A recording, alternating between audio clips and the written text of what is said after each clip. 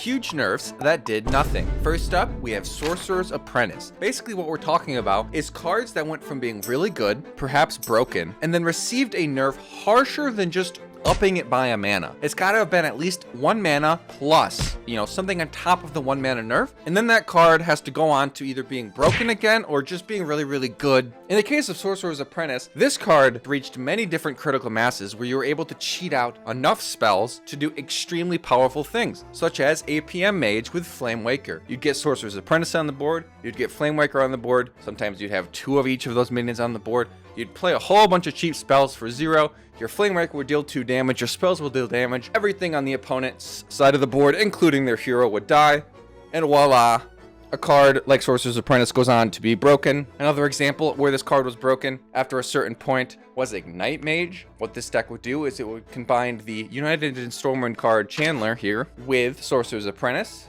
You would create a copy of the Sorcerer's Apprentice to have 2 Sorcerer's Apprentice, and then your ignites would be 0, and when you cast that ignite at the opponent's face, it would shuffle into your deck, but then Chandler would draw a fire spell out of your deck, which would draw that ignite back. You would then repeat that infinitely until your opponent died, with your ignite dealing 1 more damage each time. Decks like this eventually were such a problem in Wild, and there were some other versions of these decks, some hybrid kind of similar styles to the APM and the combo of Ignite, where animation cheaters would use cards like Luna and Open the Waygate to have an infinitely long turn and then another infinitely long turn if they really needed it, to do extremely more powerful things that normal players couldn't. Normal players had to use Ignite or APM. This kind of had like consistent shells. Ignite would always draw itself from Chandler because you just didn't have that many fire spells in the deck. But they were able to just do a full deck of whatever they felt was most powerful because they had an infinite amount of time on their turn because they weren't sitting through animations like the rest of us. So in order to kind of deal with that without actually banning them all, they eventually decided to, what they thought was,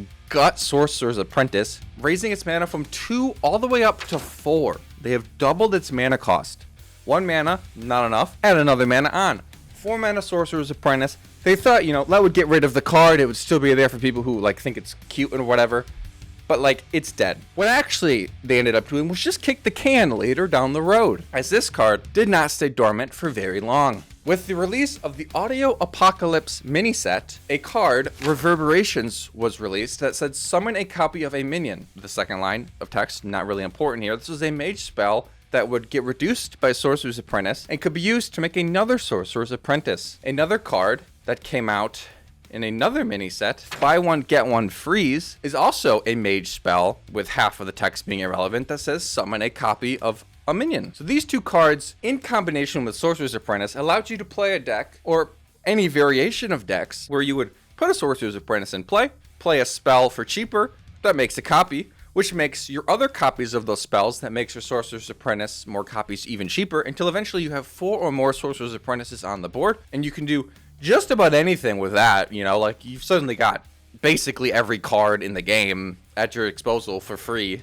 You're not pyroblasting, but you got basically every other spell for free. You got things like the Chalice that came out, the Drink spell. You could do something like that, just a bunch of copies of those with spell damage, because not only are you making copies of Apprentice, which make your spells cheaper, you could give your Sorcerer's Apprentice spell damage with a card like Go With The Flow, and then you could copy it. So not only are you making your spells cost 0, but you also have got, 4 to 8 spell damage. So you just spam whatever style of spell suits your fancy. You do it really early, and your opponent dies. And we're back to where we were years ago when they first nerfed Sorcerer's Apprentice. This card is the poster child, in my mind, for a huge nerf that did nothing. It technically did something in the sense that it kicked the can down the road, but there are some designs in the game that no matter how much you nerf them, they just have to be removed for balance if you don't want them to be a part of your game. And so they decided they had to nerf Sorcerer's Apprentice again, completely removing it from the game this time, reading your spells cost 1, but not less than 1. They've removed the balance outliers, but they've also removed the card from the game. Some people I'm sure are happy, some people I'm sure are very sad, as this is an iconic card, but for us, it is a huge nerf that did nothing. Most cards on this list will cost 5 or more mana, as it's hard for a card to receive a nerf harsher than 1 mana plus and still cost less than that. But in this case, we have a 3 mana card that not only is very good, but it used to cost 1 mana and did the exact same thing. Threads of Despair, a rare Death Knight spell from the Whizbang Workshop set, released as a 1 mana spell that read, give all minions Death Rattle, deal 1 damage to all minions. So the idea being kind of similar to the Defile, where it's like lots of little bits of damage AoE kind of built into one card. But what it would allow you to do is have a 1 mana 1/1 or something with 1 health, die, deal 1 to all, which could then kill another thing, which would have this death threat, which would deal 1 to all, which then means your 2 health minions are dying and dealing 1 to all.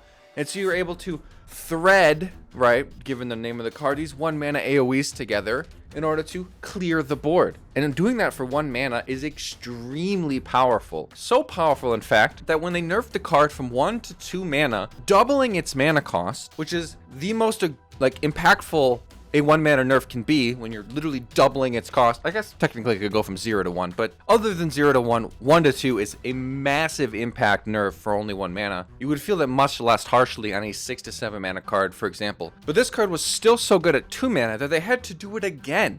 They had to nerf it from 2 to 3. So this card now has a version that has been tripled in cost and is still being played in good and competitive decks and is still seeing loads of play. This is another perfect card for this video, as it has been nerfed hugely and is still really, really powerful, which is why it is second, although in no particular order, on this list of huge nerfs that did nothing. Next up, we have Celestial Alignment, an epic druid spell from the Forged in the Barren set. This released as a 7 mana spell that read, set each player to 0 mana crystals. Set the cost of cards in all hands and decks to 1. This card is like the ultimate late game engine for Druid. You not only made all your cards cost 1 and enabled some really powerful things for yourself, but you've also completely impacted severely whatever your opponent was trying to do by setting their mana crystals to 0 and their cards to 1, because they haven't built their deck with that effect in mind like you have. So you've essentially set up your end game scenario that your deck is built around and completely prevented your opponent from playing the game. That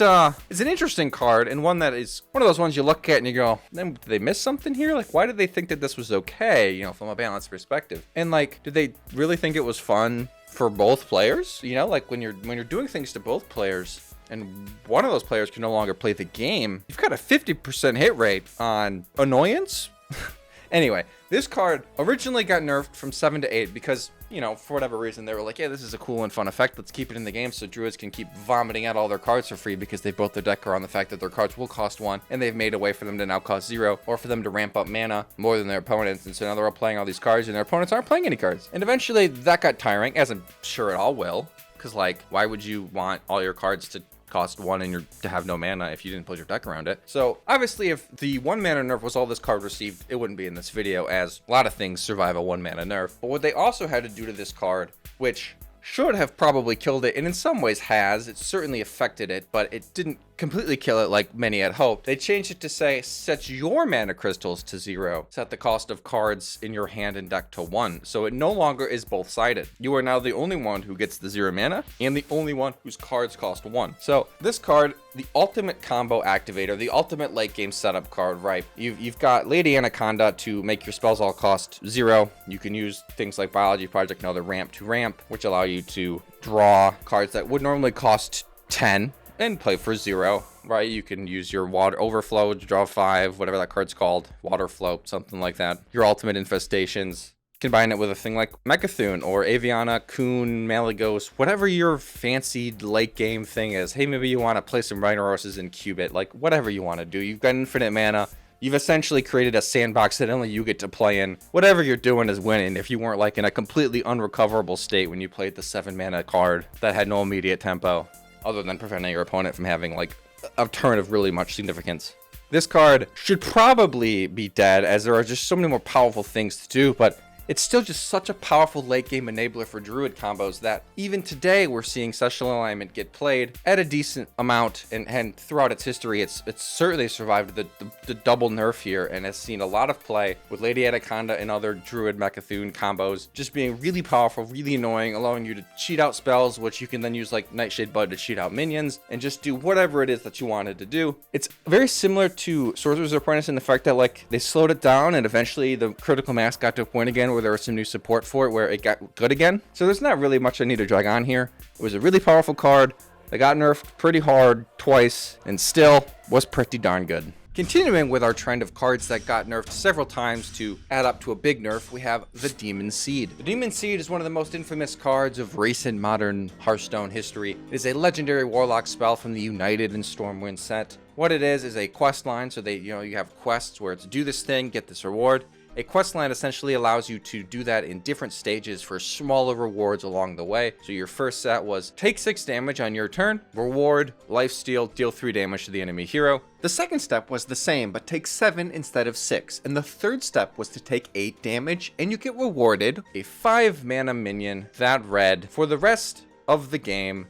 Damage you take on your turn damages your opponent instead. So you deal damage to yourself, you heal 6 of it back, you get to play a 5 mana card that means any damage you take for the rest of the game on your turn, your opponent takes instead, including fatigue damage, which fatigue damage was the particular part of this card that most players complained about. But obviously you can see here, this card has the potential to be good if your deck is built around dealing damage to yourself as its entire plan. Because unlike other quest lines where you have to do something to get its reward, this one rewarded you to keep doing the thing that you had to do for the quest line anyway. Right? It wasn't like Galvadon where you had to play a bunch of spells to target your minions to get Galvadon, and then afterward your spells are just their spells. They don't really have any upside to them within the quest anymore. Here it's like you do the quest line for the reward, and then your cards that damage yourself are still really, really good because now they're damaging the opponent. So now Raise Dead is 0 mana, deal 3 to your opponent, get 2 cards, right? It suddenly becomes pretty clear that this is a problem if there is enough cards that effectively, powerfully deal damage to yourself. This card,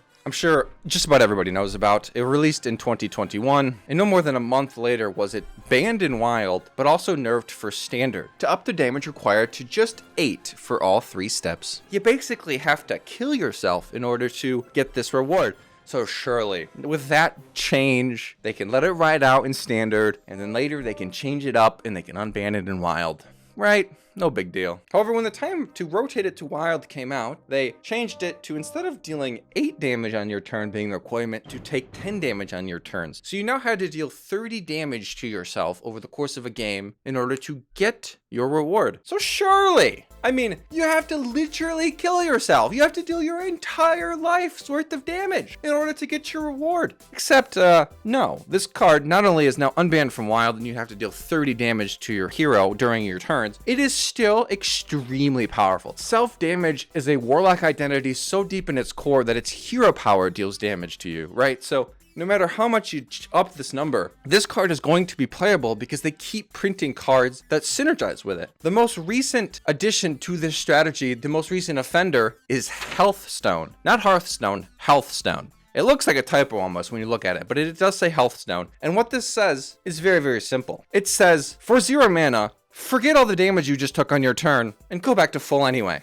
Instead, because why would you want to take that damage? You just want to complete your quest, get the rewards. You don't want to actually take any of the damage. So boom, Hearthstone, problem solved. Absolutely bonkers. For 0 mana, with the upside of tradable, you have the option to play a spell that restores all the damage your hero has taken this turn. So now it doesn't matter how much damage you take and how much you deal to yourself. You don't have to worry about dying because you can play cards and then just Hearthstone afterward and go right back up to full. So finally, you know what? We've had enough. Card's still really good. Let's do it again. It's comical. They nerfed the card again. It now says questline, take 12 damage on your turns. You have to take 36 damage on your turns during the game in order to get Blightborn Tamsin as your reward. They just nerfed this one December of 2024 up to 12, but spoiler alert for those heading into 2025, if you haven't seen it already, this card is still completely fine, completely playable. It's a solid tier 2, tier 3, tier A, tier B, whatever you want to say, type deck. Completely passable, completely winnable, because it still has really powerful support cards like Hearthstone and other cards we'll talk about later in this video. The Demon Seed and Blightborn Tamsin are cards that just refuse to die. Maybe one day we'll get a Sorcerer's Apprentice nuke of it instead of just periodically increasing the amount of damage you have to take on your turns. But unless they follow through with their 2022 April Fool's prank of making this card say your charge minions have +1 attack, this will probably just be a persistently playable thing in Wild forever. Next up, we have Reno Lone Ranger, a legendary neutral hero card from the Showdown in the Badlands set. 4 cards in and 2 of them are still standard legal. How about that? This card has certainly overstayed its welcome, I'm sure, if you ask standard players. It released November of 2023 with the effect, if your deck has no duplicates, empty the board and limit it to a space for a turn. It's high noon. Technically, when it first came out, it said limit it to 1 minion for a turn instead of 1 space for a turn, but they quickly realized, oh, there are locations in this game now, so that should actually just say 1 space instead of 1 minion. Fair enough. Don't really care about that change here. That's not a nerf, that's just a text change. The first real change came 5 months later than it being released, because not only is this card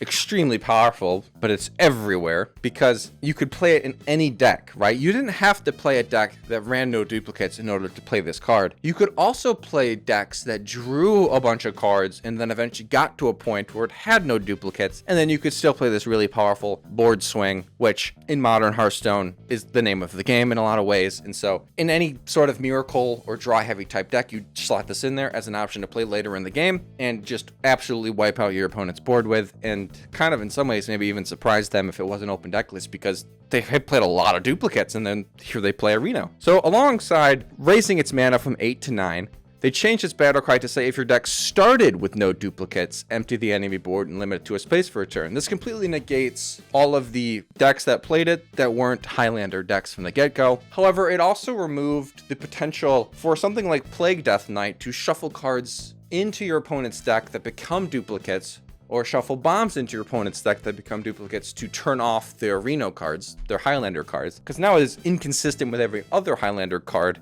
which you can turn off by shuffling in duplicates. This can no longer be shut off by shuffling in duplicates, but it also can't be run unless your deck started Highlander, which I would argue is a fair trade, because I don't think, much like alignment, your opponent's strategy should be able to just completely negate you from playing the game. Your cards should be designed for you to win. They shouldn't be designed for you to stop your opponent from playing the game. Cards that do, in my opinion, are the worst offenders in Hearthstone design possible. So it is a trade-off, and the inconsistencies are kind of ugly, but I get why they did it, and I kind of liked it. Obviously, this should have had a huge impact on the card, because now you have to play Highlander cards, Highlander decks, but the card is so good still that you just play Highlander decks with it, and it's still just really, really good. And because it's a neutral hero card, every deck can play it. That's a Highlander deck. Every class can play it, and so you're just seeing a lot of it. And so eventually, enough time had passed, maybe enough complaining had happened, that they decided to nerf it again. Not only have they made it cost 1 more mana and made it so you have to be a true Highlander deck to play it, but they have now made it cost 10 mana, 2 higher than when it started. This card still, despite costing 2 more mana and limiting the amount of decks it can be played in, is still just such a problem and just so silly, because it empties your opponent's board, which means death rattles don't happen, right? It doesn't kill them, it just poofs them. They're just gone. And it limits the space that your opponent can reload with to 1 spot. So not only are you removing a huge board, but you're basically forcing the tempo to swing back in your favor, so you get to start with the new board. It's crazy. It buys you so much time. It gives you armor. It prevents your opponent from doing anything relatively to do much of all to stop you in the next turn. So it buys you time. It's crazy strong. And finally, after a year of it just absolutely decimating the game, despite its many nerfs, they have changed it a 3rd time. This time they've attacked the battle cry, because you can't go any higher than 10 mana, right? Battle cry, if your deck started with no duplicates, remove all enemy minions from the game. Done and done. That's what the card does now. You can no longer limit the space on their board. You just poof. You get a cool hero power. You get some armor. Great. This card, for the most part, not that great anymore.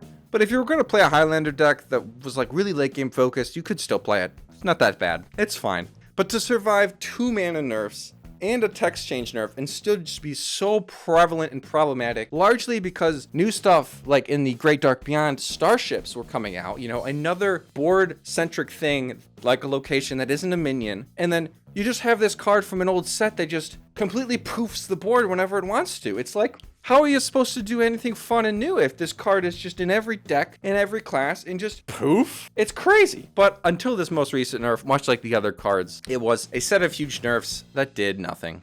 Next up, we have Dark Glare. Dark Glare released as a spider tank with the ability, after your hero takes damage, refresh 2 mana crystals. This card, immediately off rip, was a huge problem. Right? You get the card in play, and then suddenly your pen flingers print mana, your raised deads print a lot of mana. Basically everything you're doing, you know, your tour guide prints mana, your hero power without it is free, but it also lets you cheat out things like Flesh Giant, Molten Giant, Imprisoned Horror, etc.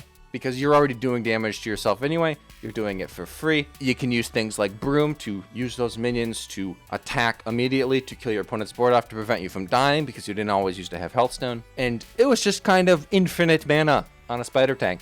Kind of a problem. So 6 months after it came out, they changed it to after your hero takes damage, refresh a mana crystal. But then they also made it a 2 mana 2/3. It was a little bit easier to get out instead of it being a 3 mana 3/4, but you only got back half the mana. So now instead of printing mana, most of your cards are just free. Only Raise Dead prints mana, and there's not that many of those, right? There's literally only 2 in this case. There's no other 0 mana cards that you're really doing that with. However, that wasn't enough, as they still felt like the card was too strong, and so they hit it a 3rd time, making it cost 3 mana again, and giving it the stats 3/4 again. But it still has the text, after your hero takes damage, refresh a mana crystal. So this card not only has lost a mana and been nerfed twice, but every time you play a card that deals you damage to your hero, you lose an additional mana crystal. So it's like a 10+ mana nerf over the course of a pop-off turn, right? That card went from being the nuts, just the best thing in Wild when it came out, to then getting set back up to 3, kind of being chilling for a little bit. Eventually it got to a place whether it got more critical mass or Prince Renathal's introduction kind of slowed the format down, increased the greed of the format, and so you were able to get away with now playing a 3 mana Dark Glare. And it turns out it's actually just the nuts. We were seeing decks of the Demon Seed cutting cards like Crystallizer, which is one of the most efficient ways to complete your quest, because it wanted to go all in on Dark Glare Flesh Giant combo. And Crystallizer, infamously, actually maybe low-key people don't even realize, but it has a negative synergy with your Flesh Giants, because when you play a Crystallizer and then play other damage spells, damaging your armor that the Crystallizer gave you does not reduce the cost of your Flesh Giant. So there was a really easy situation you could fall into where you'd order lull because you'd have to play a Crystallizer and then you wouldn't be able to get your Flesh Giant out as efficiently as you could. And so there were some decks that were just going all in on that card Dark Glare because of how good it was. Cheat out those giants, and if that didn't win, then they could have the Tamsin as a fallback plan. It became kind of a high skill cap way to play it. It was very reminiscent of the old days where it was all about the Dark Glare, all about Penflingers and things. Just cheating out a whole bunch of cards in order to APM your way to some cheap Flesh Giants on turn 3 or 4. It didn't really have a long time in its sun this time, as the Demon Seed, despite being doubled, is really, really good. Dark Glare has brought it back to its heyday again. So they then hit it with a 4th change, third and final. They gave it the Sorcerer's Apprentice treatment, whichever number of nerfs it was. They have completely reworked the card to now being a spider tank that says Battle Cry. If your hero took damage this turn, refresh 3 mana crystals. So in a way, it's a 0 mana 3/4, so long as you dealt damage and you have more than 3 mana to play it. But kind of like Sorcerer's Apprentice, the card has just been removed from the game. You can no longer do the Dark Glare thing at all. I actually kind of hot take think there's like a chance in 2 years that this card breaks again, because you can something will get printed that makes your demons cost less, and then suddenly this prints mana. But who knows? It doesn't let you combo with a bunch of things to print a ton of mana. Maybe you see something in the future that makes a bunch of these and reduces their cost, and suddenly you're cheating out mana that way. But I think for now it's safe to say that this can be put on a shelf to gather dust. I'll miss it though. It was a fun card. Not fun to sit and watch your opponent play all their cards though, right? So fair enough. Next up, we have Open the Waygate, a legendary mage spell from the iconic Journey to Ungoro set. This card released as a 1 mana spell that said, Quest, cast 6 spells that didn't start in your deck. Reward, Time Warp. And Time Warp said, take an extra turn. Early iterations of this deck used things like Cyclone to generate those spells, and things like Arcane Giant to combine with the Time Warp to be able to effectively sort of give your giants charge in order to win the actual game and deal that big damage to your opponent. You would even use things like Archmage Vargoth to try to cast Time Warp twice to be able to get 2 extra turns and get a little cheeky win that way. However, Open the Waygate and Time Warp didn't stay as this fun, cheeky, cool card for very long. It very quickly rose to villain status. Like many cards, when you leave it in the game long enough, when you leave it in Wild long enough, it gets enough support and enough critical mass to where generating spells to cast 6 of them isn't very hard, and using cards like Vargoth and other cards later to create more Time Warps wasn't very hard. So in order to address this 3 years after it came out, they nerfed it to say, cast 8 spells that didn't start in your deck, reward Time Warp, and that allowed it to kind of slow it down a little bit, but very quickly it got back to being just as villainous, just as strong, and you kind of just forgot the fact that it was ever 6 to begin with, and you just kind of assumed it was always 8 because it was just really, really good. When you leave it in the game long enough, when you leave it in Wild long enough, using cards like Vargoth and other cards later to create more Time Warps wasn't very hard, until eventually you get to the point where they're casting Time Warp on turn 5, on curve, following it up with Parrot to recast Time Warp, following it up with Parrot to recast Time Warp, following it up with a card like Echo of Medivh or Potion of Illusion, and then you can play more Parrots. Combine it with Brann, you get Brann Parrot, 2 more, and suddenly,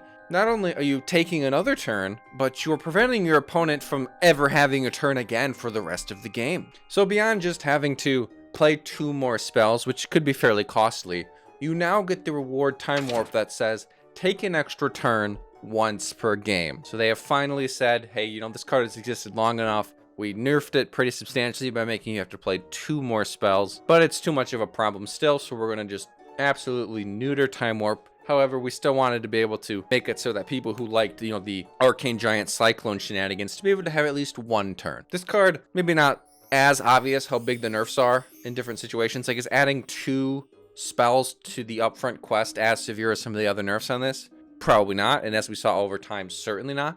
But it's certainly more than 1 more mana additionally required to complete the quest, and it was still just super strong. Now you can only take 1 turn per game, and if you somehow generate another Time Warp and play it, it does nothing. Somewhat of the same experience if you wanted to set up like some silly Antonidas combo with an extra turn, you could do so. But for a while there, it was a problem, got nerfed, and was still a problem. One of my least favorite Hearthstone cards of all time, Theotar, the Mad Duke, releasing as a 4-mana minion that read Battlecry, discover a card in each player's hands and swap them. 4 mana, steal your opponent's way to win the game, prevent them from playing the game. Literally the biggest creator of non-games potentially ever in the history of the known universe. Yet it has quite a lot of defenders because in their eyes, they're stopping a non-game from happening by taking their opponent's win con, which they feel is unfair because it wins in a way that they don't like or something. And so instead of their opponent being able to win the game by doing their thing they don't like, they just create a non-game with 1 card. Genius. Golly, I wish this card wasn't printed. This card makes me want to rip my hair out. Thankfully for me, they eventually, due to the absurd nature of this card, they decided that they should nerf it and make it 5 mana. Up from 4. Why did it cost 4? I don't know, it costs 5. Hey guys, it's still 5 mana to win the game. Can we fix it, please? Alright, fine. And they finally, literally 4 months after it came out, nerfed it a second time and made it cost 6 mana now, and gave it an extra 1 attack and 1 health, which does not matter at all. And for a little while there, after it had rotated, there was a glimpse of a wonderful land, a perfect game where this card just saw no play. It wasn't ruining games. It was great. It was glorious. I didn't have to deal with it. And even when it wasn't, to be clear, even when it didn't create a non-game, it's just not fun. They play it and you just sit there staring at the few cards in your hand that you really need and just hope that one of them doesn't randomly transform into something else. It's awful. You literally play it, click their Reno Jackson, click your coin, and then they suddenly can't heal. Or you click their Ramoth, you click their Brann, you click their whatever, and they just lose a card they need to win the game. It's bonkers. And unfortunately, kind of similar to Dark Glare, things have slowed down or shaped out in a way that Theotar is propping back up. It started in people's ETCs as it started to become more fringe usable, and now it's just being full-on mainboarded a lot of the times, and I despise it. This card is still 2 more mana than it came out, still really, really good, as it allows you to completely swing matchups and win games on the spot, and it can be really strong in delaying if you take a powerful card that doesn't straight up win the game, but like prevents them from having it. And it's just so unpleasant to have to deal with. Ugh, Theotar, you make me mad, Mr. Duke. Next up, we have Thaddeus. No, not that Thaddeus. This Thaddeus. Thaddeus Monstrosity, a 10 mana neutral minion releasing with the text, Taunt, your odd cost cards cost 1, swaps polarity each turn. So it's your odd cost cards cost 1, then it flips to your even cards cost 1, then it flips to your odd cards cost 1, just back and forth. This card was extremely interesting immediately when it released, in the sense that it like kind of only did problematic things, but it actually enabled several, turn 6 type lethal situations from hand in standard, which is quite speedy and generally frowned upon for that format. There are many different ways of playing this card and cheating out a combo, because one of the most popular combos was actually an entirely neutral combo. So every class could actually just run a shell of cards and throw this combo in. And so for a while there, until maybe people figured out which one was best or which one they liked the most, just about any class you played against was probably just playing this combo. The way it worked was you'd use Bone Lord, Frost Whisperer, which when dying would make the first card you play on your next turn cost 0. It also makes that you have to win within 3 turns or you die, but that part doesn't matter if you have a guaranteed win the game from hand combo ready. You play the Thaddeus for 0 mana, and then all of your odd cost cards cost 1. So you play Brann, you play the Corset Alex that deals 8 damage to the opponent's face. With Brann, it deals it twice. You then play Zola the Gorgon for another 1 mana. You've played a total of 3. You get another Alex to your hand, and you deal another 16 to your opponent's face. That is 32 damage. If for some reason that's not enough, your Zola actually went twice as well with the Brann, so you have another Alex for another 16 damage for a total of 5 mana, because the Thaddeus that you played at the start of the turn was free from the Bone Lord. That was the whole combo. It was very, very silly. You saw it in Paladin, where they'd play like a bunch of 2-cost cards, and then Order in the Court, which would let them draw the Alex, the Bone Lord, and the 3-drops, were the only like expensive things in the deck. But eventually it kind of settled in being best in Rogue, because Rogue could reliably kill their Bone Lord the turn it was played by first playing a Shatter Shambler, which was a 1-mana card with the battle cry that made your next Death Rattle mana that you played die immediately. So you'd be able to play your Bone Lord, immediately have it die, and especially in Rogue, being the class that has minion tutoring in their spells, you'd run, your Shatter Shamblers, your Bone Lord, your Thaddeus, your Brann, and your Alex, and then just a whole bunch of good draw spells. And you also have Shadow Step instead of Zola, so you can do it even cheaper and even more effectively, because you could theoretically just run both. So the card got nerfed to now saying, taunt, your odd cost cards cost 4 less, swap polarity each turn. So instead of costing 1, they just cost 4 less. However, after this nerf, if we dare call it that, you can put that nerf in air quotes, the cards saw even more play. Because interestingly enough, now, instead of your cards costing 1 and you wanting to do a strategy where you play powerful things that cost a lot of mana and instead play them for 1, you can now play anything that would cost 4 or less for free. Because there was a hidden line of text on the initial card, which was your odd cost cards cost 1, but not less than 1. Whereas now, your odd cost cards, if they cost 4 or less, cost 0. So instead of that neutral combo where you're playing 1 mana Brann, 1 mana Alex, you're now playing things like Sludge on Wheels, playing a card that damages it a whole bunch to generate a bunch of them, drawing them from the bottom of your deck, playing them, casting them. But you're doing all of this in one turn because every card you're playing is free. The Sludge is free, Crescendo to damage it or something like that is free, Fracking to go find them is free. You'd play things that make sludges, you'd damage them to make sludges, you'd draw the sludges, you'd play the sludges. You could even throw in a spell damage minion so you deal more damage with these sludges. And you would just instantly OTK them with Thaddeus Sludge Warlock or something similar. And your opponent just dies on turn 6. Like nothing even changed. Because now instead of things costing 1, they cost 0. You just can only do it in certain classes that have the right cards. So this is a perfect contender for this list because it got what seemed like a massive nerf, but actually it just didn't matter at all. The card was just bonkers after its nerf. It was a huge nerf that did nothing. So naturally, eventually, another 4 months or so later, they had to nerf it again to stop this deck now. So now it reads, taunt, your odd cost cards cost 2 less, swap polarity each turn. Probably, finally, got it right. You know, the first nerf, not so great. This one, you're now very limited on what you can play for free.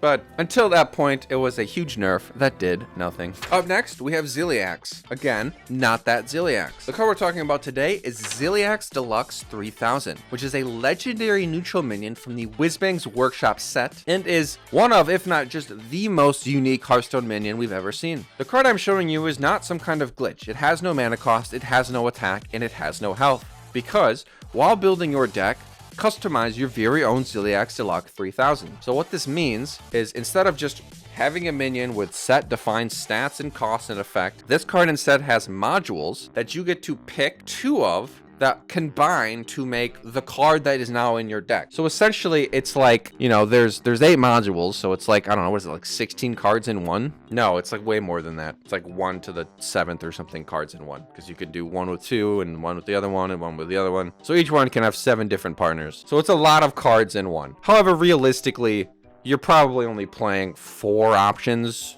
depending on what's best for your deck in meta at the time. And then there's a lot of these combos you're just not seeing, but they technically do exist. The modules are all here on screen. You have 1 mana, 2 manas, a 3 mana, 3 4 manas, and a 5 mana. These are the current day modules that I'm showing you here. The reason this card is on the list is because it's actually like the most nerfed Hearthstone card ever. Ticking module, the one on this list that currently costs 4, costs 1 less for each friendly minion. That was a module that has seen a lot of interest. When the card first came out, they immediately realized it was way too good for aggro to have a 0 mana Ziliax with any of these other options, because you would just spam your board and then this card was good. So the ticking module was the first nerf it received only 17 days after being released. Ticking module went from 5 to 4. You'll say, well, now it's 4. Yeah, it's a little confusing. The card has had different wording changes also. It used to read cost 1 less for each minion in play, instead of just friendly minions. So it was literally always free. So they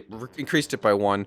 They later realized that wasn't enough. We're going to read these changes from the bottom up because there are so many of them. Another change, a month after it came out, they made Virus module, which is the one that says Elusive, Poisonous, and Reborn. This essentially got the nickname of Unkilliax because Elusive meant it wasn't targetable, and Reborn meant that it would come back when it died once. And so it was like a really good removal and survivability module, especially if you combine it with Perfect module, which would also give it Divine Shield, Taunt, Lifesteal, and Rush. Or if you combined it with Twin module, which would give you 2 of them. So you'd have 2 Elusive, Poisonous, Reborn minions that would be very helpful in, killing stuff. Although you don't have the agency unless you choose Perfect module for the rush. Seeing how this card can be interesting, it's a lot of cards in one. But the Virus module had its health actually buffed from 3 to 4, was one of the changes it received. But it originally had Stealth, which is a really powerful keyword. And so they had to take that off, which is why it received the health and is why you've probably not seen it since. The next change, 2 months after, they increased its cost from 3 to 4. So they have made the Virus module what it is now. This has been changed 3 times in Virus module, once on Ticking module, 4 changes to a card in 3 months that it's come out, and we're halfway done. Another 2 months after that change,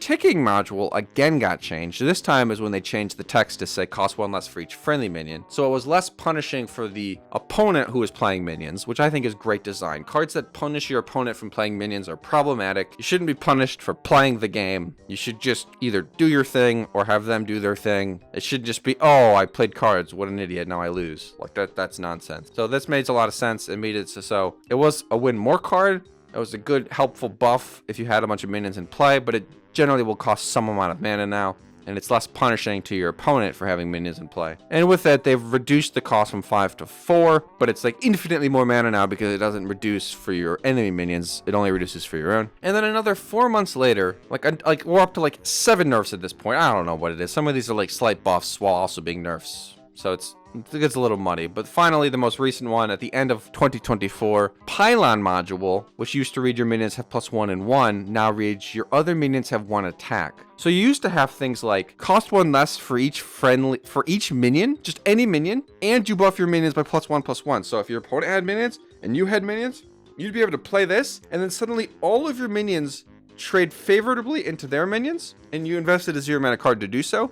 Or you just like kill them because it's free and your minions are not all buffed. Absolutely nuts. This card has seen so many changes because it's so many cards in one and so many of the options are so strong. One of the most popular ones you'll see today still is Perfect module combined with Twin module. You'll get for 9 mana a 6/5 minion that has Divine Shield, Taunt, Lifesteal, and Rush, and summons a copy of it. So you'll have 2 6/5s with Divine Shield, Lifesteal, Taunt, and Rush. So it's a big heal.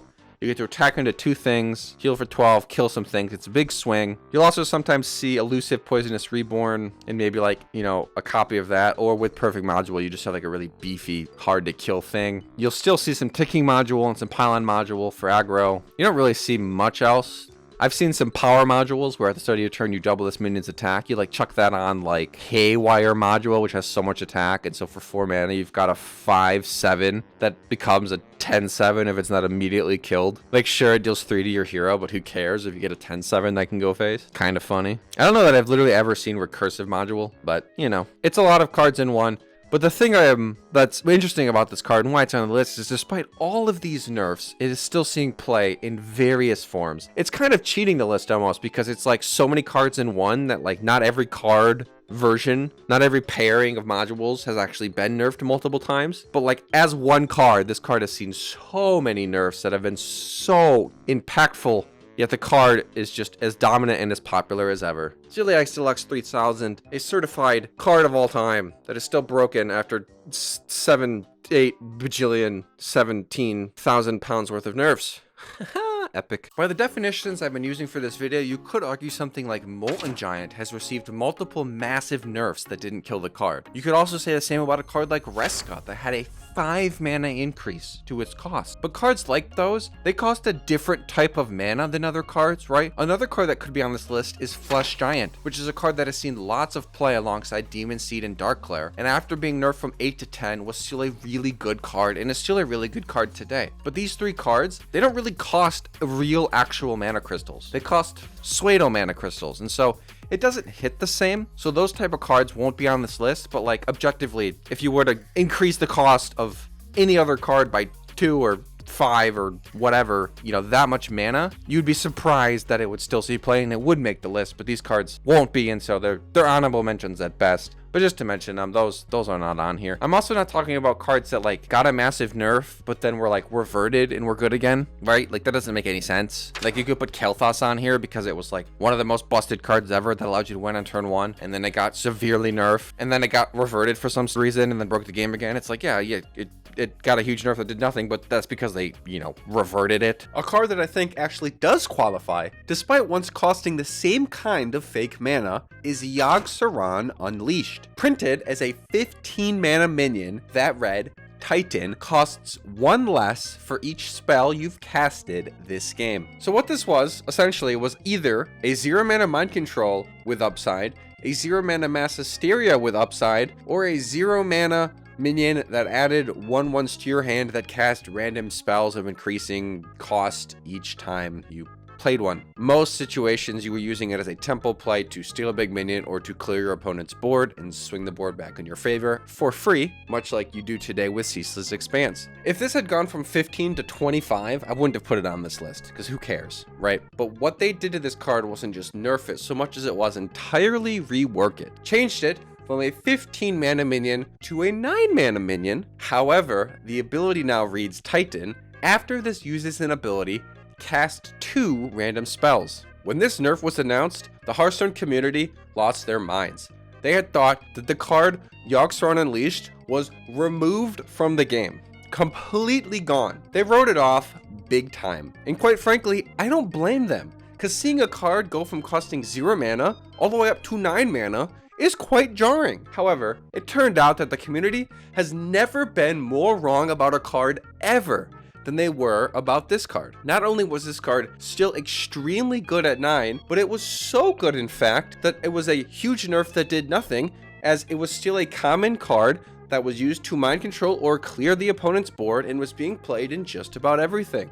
So they nerfed it again and made it go from 9 up to 10 mana, where it now sits today and is still quite good. Before we get on to the last one, let me know if you have a favorite card that didn't make the list. Our final card, Deep Miner Brann, a legendary warrior minion from the Delve into Deepholm mini set, releasing as a 6 mana minion with 2 attack, 4 health that reads Battle Cry. If your deck has no duplicates, your battle cries trigger twice for the rest of the game. This card is essentially Brann Bronzebeard, except you have to play this once and then you just have a Brann Bronzebeard in play, have the effect in play for the rest of the game. However, it costs twice as much. And you may think that that's like enough of an equalizer. You have to play a 6 mana minion with low stats that essentially does nothing immediately. Kind of like the Rod we talked about earlier, where you have to play a powerful thing, but it costs a lot and it doesn't do anything right away. This is very similar to that, except being able to have double battle cries the rest of the game is really, really strong. The first change this card received came alongside the Reno Hero and other Highlander cards in Standard at the time, where it changed the way the cards text read. They changed all the Highlander cards in Standard to not be able to be played in decks that weren't built Highlander, but also weren't able to be countered by things like plagues and bombs. So the first change it received a text change that said instead of if your deck has no duplicates, it became if your deck started with no duplicates. That, of course, didn't really change a whole lot in this card's case. It was just now consistent with all the other cards that were released at the same time. But the big deal here is that it's got to change 4 months after it came out to cost 8 instead of 6. It is now an 8 mana 2/4 that does nothing the turn you play it. People thought when this card came out that at 6 it would be unplayable. Like, it would be fun, but it would be too greedy and much too slow. So at 6 or at 8, surely it's just untouchable and it's just gathering dust. But no, it's actually seeing competitive play and doing really well as a part of the competitive deck it's in. It even saw play in the most recent World Championship and just illustrated how, in the right deck, with the right situations, in the right matchups, this card is still bonkers, even costing 8 mana up from 6. It is not only super fun to have double battle cries the rest of the game, right? It's like you get, you know, when you get Brann in Battlegrounds and suddenly you're just like having the time of your life. It's like that, but it's just like it's unremovable. You just always have a Brann. Every battle cry goes twice. It's so cool, and it's still so powerful. And ultimately, it going from 6 to 8 was a nerf that didn't kill it, and it is still really good, and it allows you to, in this case, get just like a bajillion armor and do really powerful, really strong, really greedy things to make sure you just never lose in the late game. So, way to go, Deep-Minded Brann. Another card on the list that is standard viable, still standard playable today as of this video is being released. It'll rotate soon, but a card getting 2 mana added to it in standard and still being good is extremely rare. It really goes to show you that their philosophy these days is release busted powerful thing for you to play, and then they can tone it back later if it becomes too much of a problem. And we certainly saw that on this list with Deep-Minded Brann and Threads of Despair and the new Zeliax Deluxe 3000, etc. There are just some cards that certainly push the boundaries really far, but they're new and exciting, and so they let them exist for a while. But usually when that happens and they bring them back, usually the cards die. But in the cases of the cards on this list, they didn't die, and a lot of times they're huge nerfs that did nothing. Thanks for watching. If you enjoyed this video, be sure to like and subscribe, and I will see you in the next one.